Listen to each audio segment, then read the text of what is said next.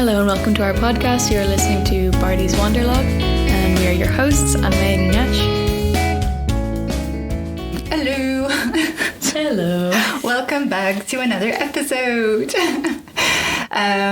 We recorded the Egypt episode, so this is right after We're on a roll.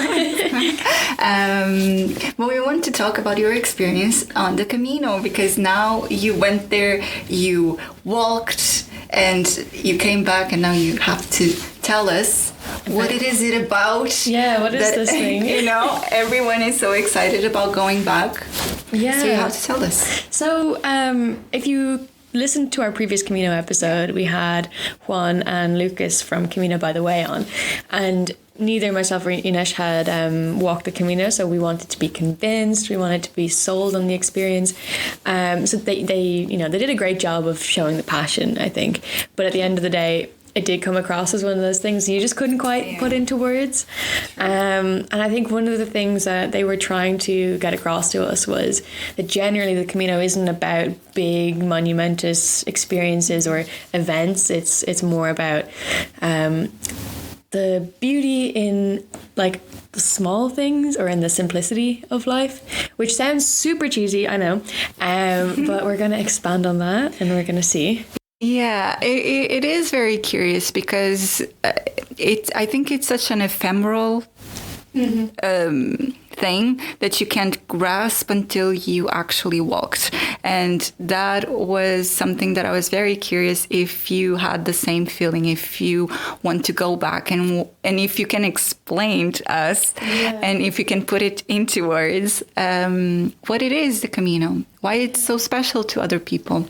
You know, I think there was this almost expectation around, and I think one dealt with this in the last episode a little bit, where if you go into it like, I want to have this really big, you know, spiritual breakthrough or something like that, that there's too much pressure there, and all of those experiences are different depending on the person and where you are in life, what you're coming into the experience with. I mean, I got very last minute notice that I was going on this, so I didn't have a lot of time to prep for it, which I think in a way was a good thing as well. So I didn't have too much time to be, anxious about it, because essentially we went with the Irish Hospice Foundation as a big fundraising event. So there was 30 odd people. Now I should know the exact number, because the reason I was there was to support Juan in guiding the Camino as well, because the group was so big. It's important to have people along the way and at different paces so you can keep track of everyone. The rule is you can lose 10%. I'm kidding. We didn't lose anybody, which was great. Everyone survived. Maybe just about, honestly. Oh God. So we went first week of September, I think it was, and we were going to walk the French way. So that is, I don't want to be dramatic, but I think that's the toughest. Yeah, that's what everyone says anyway. So yeah, the toughest route to choose. And I think actually a lot of people skip the first stage of that route. Well, this is like the first stage. We did a week of walking, so 5 days walking, 2 days traveling, and that first section was like the first day. Actually, it was just the first day. It was brutal. It was so difficult, and it was, I think, maybe something that if we had known how difficult it was going into it, even though we were given a heads up, be prepared, this is the hardest day. It was, I think it was 13 or 1400 meters of elevation gain in 33 degrees heat with no shade. Okay, you're starting. So it's not convincing me, AnnaMai, and this is supposed to convince people. So if you were to ask me, would you choose that route for a beginner or someone who doesn't do a huge amount of walking? Probably not. Okay. However, it was just that first day that was difficult. Everything that followed felt like a walk in the park. It was easy and it was beautiful, the scenery, and I think it's so hard to get it into one sentence, but essentially that first day, while it was really difficult, you got to see, we started in France in a place called Saint-Jean-Pied-de-Port, and we got to see go from this little French cobblestone village through the Alpine meadows or Pyrenees, I don't know, So you got to see all of these mountains just turning from hills into like pretty substantial mountains. A lot of wildlife there. I saw the photos that she showed about There was cows with little cowbells, which was so, atmospheric at the start. It was always this kind of low ringing or kind of beautiful sound of the cowbells in the background, and after a while you're like, oh my god, be quiet. Like, I'm trying to suffer through this walk, shut up. Wow. But it was amazing. So we had like cows just like roaming wild, same with a load of sheep. There was apparently some wild pigs, and then my favorite was the horses. So it was just like, it was really difficult that first day, but it was also so important, I think, for the overall experience, because you got this very rural and mountainous experience, and then you watched that slowly turn into forest and then vineyards and old little Spanish towns and everything. So it really made the experience, and it certainly brought the group closer together. Really? Because it was so hard, and you guys knew the... There's nothing like some shared trauma to bring people together, but it was brilliant. Yeah, it was amazing. Yeah, and about food, because you're a vegetarian, so in terms of options, was it difficult for you? So as part of the package that Camino, by the way, provides, your food is included, at least in these big group events. So it was very dependent on where we were staying that night. The first night, was the first place we stayed. It was kind of I got like a plate of roast veg. It definitely, none of these options were on the menu already, so you would have to flag that you're a vegetarian, and then they would kind of come up with something else, which actually was great in a sense, because you could just be like, hey, I kind of feel like this type of dish. So one of the best ones I had was everybody else was having there was a starter that was tortellini pasta or something like that with a cheese sauce on it, and I was like, can you just give me your biggest bowl of that starter and I will be sorted? And it was amazing. It was so spiritual, because you need so much fuel to get through the level of exercise. And the first night I had roast veg with kind of a pesto sauce, which was lovely, but I just needed more, because we were walking like, I think the first day was like 28 kilometers or something like that, and you're doing that back to back every day, some shorter, some not some longer, but you really do forget how much fuel you need just to get through that. So I also had vegetarian paella, which was amazing. Nice. So they were very accommodating. You just had to let them know, because it wasn't an option that was provided. That was a really loud beep outside. We need to work on like soundproofing this place. At least there's no musicians yet. You said that you were invited as a guide, right? Was that do you think it made you have a different experience than the other people that were there just for walking? You know what I mean? It's like, do you think that disturbed in some way your experience? Well, I think for me, like, the whole thing was such a profound experience. Really, I can't express how emotional the whole thing was. It also could have been the fact that I was sleep deprived and very, very tired. So like when I came home, my mom collected me from the airport. I just broke down in tears, because there was so much to process and everything. So I think whether you go as part of a big group that already, whether you go as a solo traveler, whether you were part of that group and not guiding, it's always going to be an emotional experience if you let it. But the guiding side of things, it was fun. Actually, I really enjoyed it.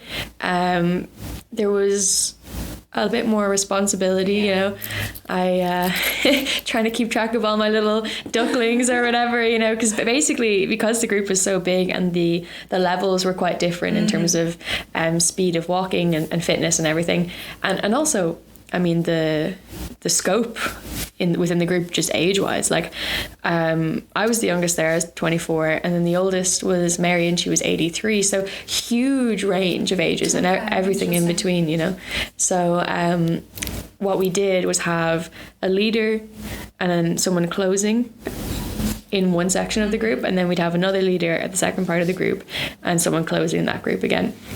And depending on which station, I suppose, you were in, you would try and stick with your group, and nobody could walk ahead of you if you're the leader, and no one should walk behind you if you're the closer. So generally I would be in the slower group, which I was so grateful for, because I don't think it's a race, you know. I think these things are about, you know, taking all the scenery in and the experience. I had to lead with the faster group on one of the days, and I was suffering because they were like, I swear to God, they were trying to like run up the hill. I was like, no, come back, stay behind me. So that was a lot of responsibility, but I really enjoyed it because it meant that because you're being moved around station the whole time, you know, I got to walk with people from all of the group, you know, and got to really get to know people. And I feel like that's a big part of the Camino, is the people that you get to meet along the way, and the group itself, it gets the bonds get stronger because you have time to think and talk, and people are so open as well. People, like, when you're walking, because I think if you sit down for coffee with someone and you're like, tell me your life story, it's a bit intense, right? Like, that's a bit awkward. Like, what do you want from me? But when you're walking and all you have to do is think about one foot in front of the other, you know, make it to the next break spot or whatever, it's kind of methodical almost. You're just walking, and if someone asks you a question, people just tend to offer information and let you in slowly, and it's really interesting. And for me, I was just so acutely aware of the fact that these are not people I probably would have encountered had I gone by myself or with a friend or something. These are not people that I would have the amazing opportunity to, you know, get to know in a normal circumstance. So I thought that was just brilliant, and on all the different experiences and backgrounds, because we had people from all walks of life. Like, it was just such a unique opportunity to get to know people. It seems that it's very emotional.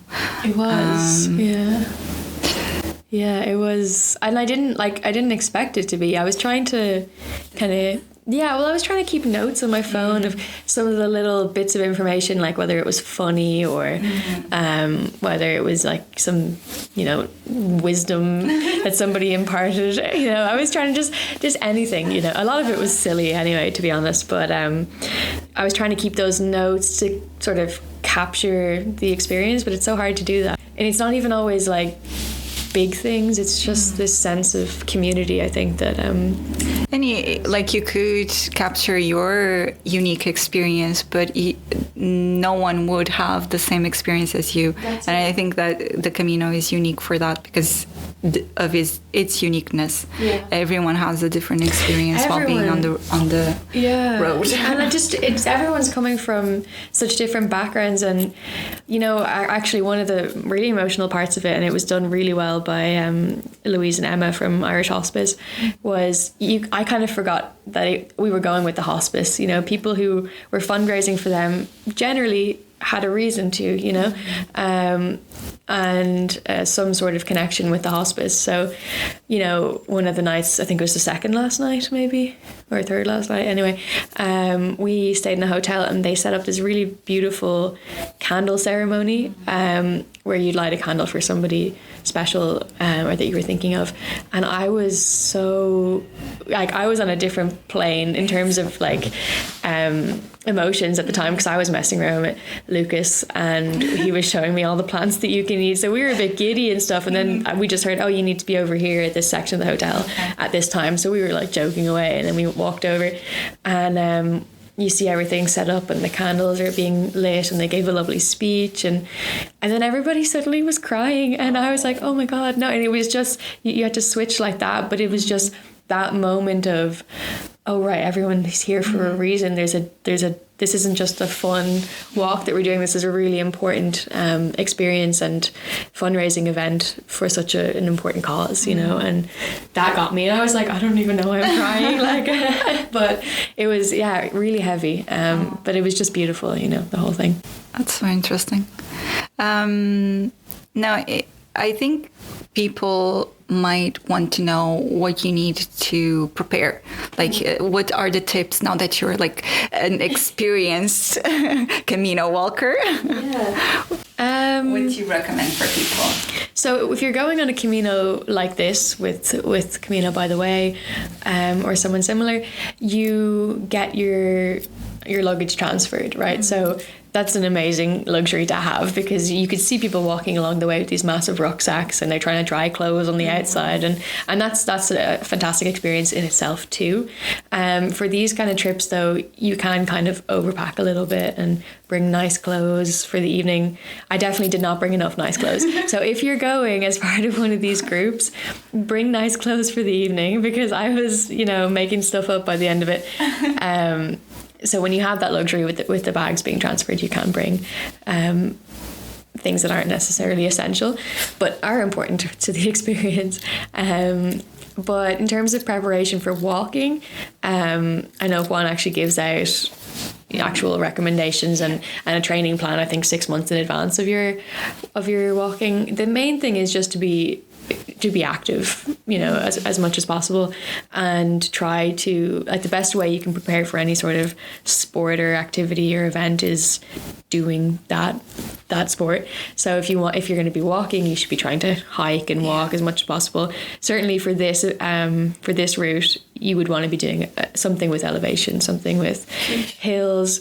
And that's not to say, like, I don't want to scare people away from it, because I really think that first day was worth it. Mm-hmm. Like, but you went to the toughest route. Extreme, so if someone is starting, they might not go for that one. So yeah, no, for sure. It was doable. You just had to take it at your own pace and stay hydrated is the big thing, because some people ran out of water at one point. And not for long. Like, there are fountains along the way.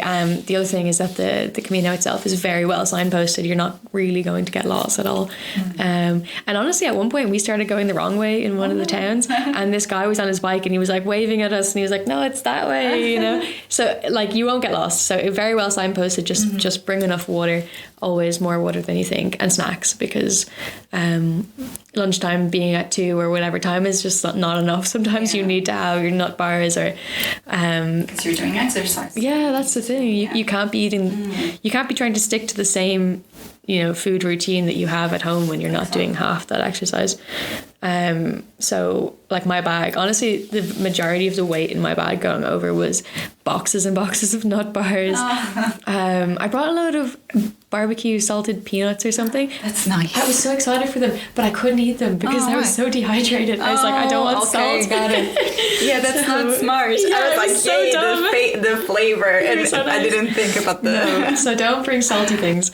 But yeah, snacks are important. And you get a lunch with the group every morning and everything like that. So that was fine.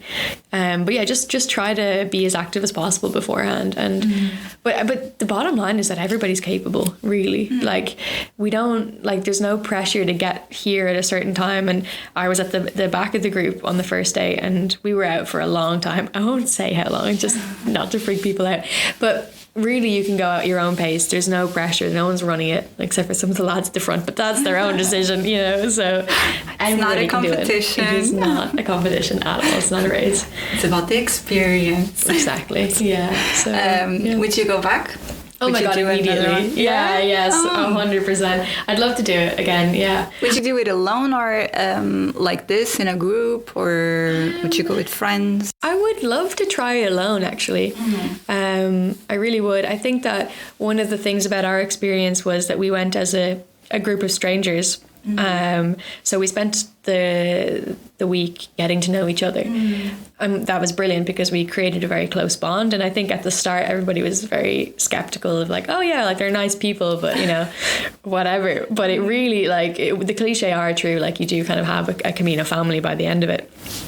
But that experience kind of meant that we did meet lots of people, but we didn't really mix with other pilgrims along the way, because you're already trying to get to know all of these other strangers.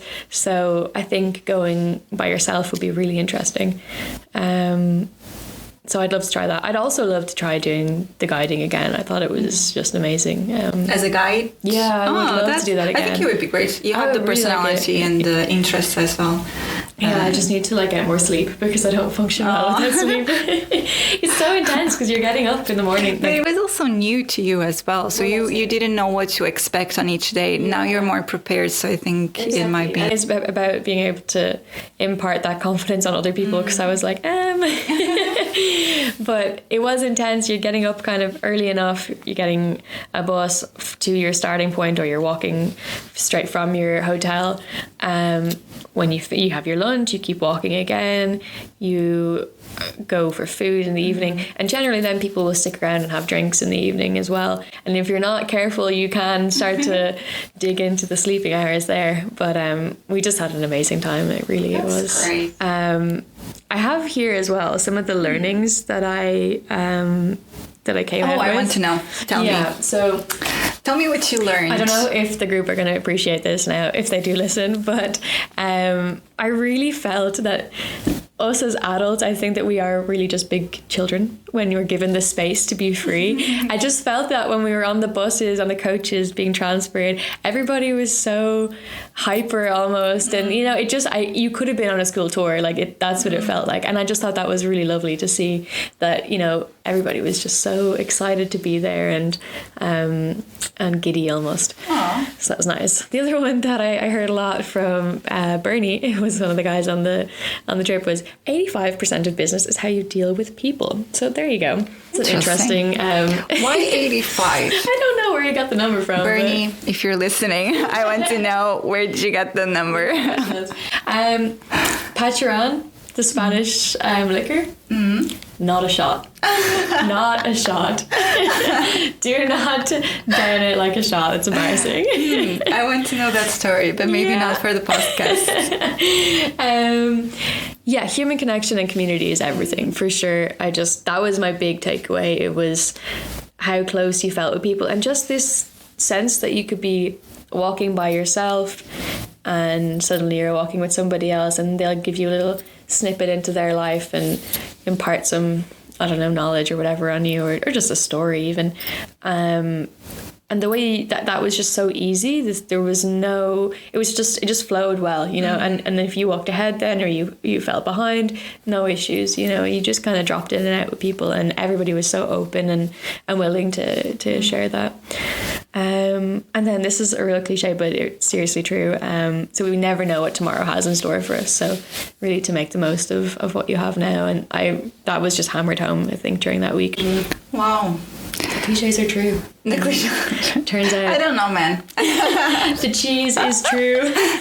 No, but it seemed that it was a very valued experience for you, and you took the most out of it. Yeah. So I'm glad you had that experience. Yeah, I feel very grateful to have been able to do that. I think the other thing just to mention before we wrap it up is this was quite a luxurious maybe experience of the Camino, getting your bags transferred, staying in hotels. We did see, as I mentioned, a lot of people with the rucksacks on. You can also kind of increase or simplify the comfort levels as well as you want. Like we did pass some of the albergues. I can't pronounce that. I've murdered the word, but we passed a lot of them, and they were like, say, €9 a night or something that. My parents, when they did the Camino, they stayed in hostels and... Yeah, and I think that's probably an interesting experience to have as well, and maybe one that I would like to try by myself. You get to meet more people. Yeah, that's it. It's much more social. Yeah. So you can, and you can, what's nice about it as well, I think, is that you can, maybe the first night you want to try out the hostels, and then maybe you want to try, okay, I'm really tired on day 4, I'm going to have a hotel and treat myself kind of thing, so you can really tailor it to whatever experience you want.